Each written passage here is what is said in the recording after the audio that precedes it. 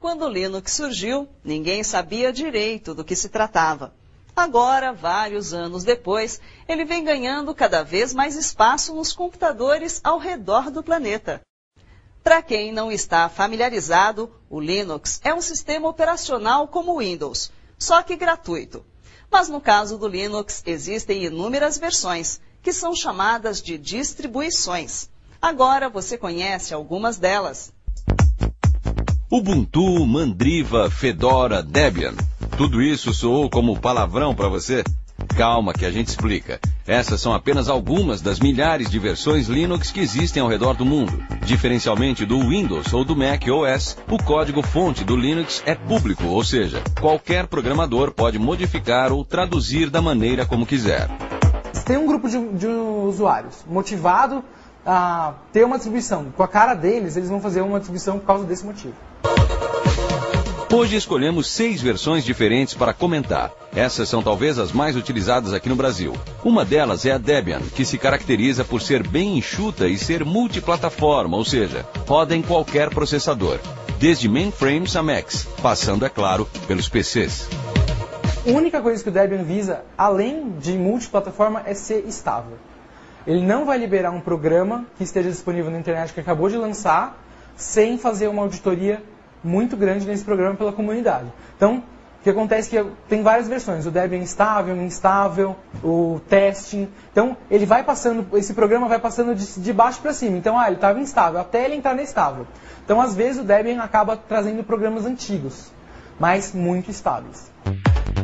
O Fedora é um desdobramento do Red Hat, que acabou se tornando uma versão mais comercial do Linux. Ele é fácil de ser instalado e conta com um desktop 3D.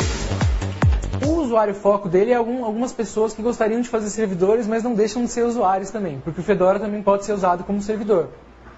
Também tem suas facilidades, ferramentas fáceis para se configurar alguma coisa, e evita um pouco assim de entrar no modo texto, que a gente diz que é naquela telinha preta. Então, algumas ferramentas do Fedora simplesmente descartam a probabilidade de você ter que entrar no texto ou não.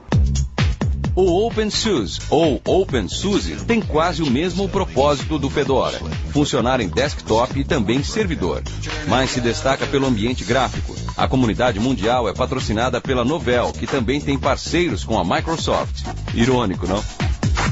Eles aprimoraram um ambiente um pouquinho gráfico, assim, que não é muito diferente das outras distribuições se você instalar tudo que precisa e tudo mais. Mas o SUSE, ele tenta visar um pouco desse gráfico. E também para uma ferramenta, para quem é aí no outro lado não usuário, o lado administrador, tem uma ferramenta super poderosa chamada YaST, que é realmente aquela ferramenta que todo administrador de rede gostaria de ter. Porque se você dá 2 cliques lá, você pode dormir o resto do dia que o seu servidor vai estar funcionando. Já o Mandriva é uma distribuição franco-brasileira do Linux. Foi formada por meio da fusão da distribuição francesa Mandrake com a brasileira Conectiva. Essa versão é bem semelhante ao Windows e serve tanto para desktops como servidores.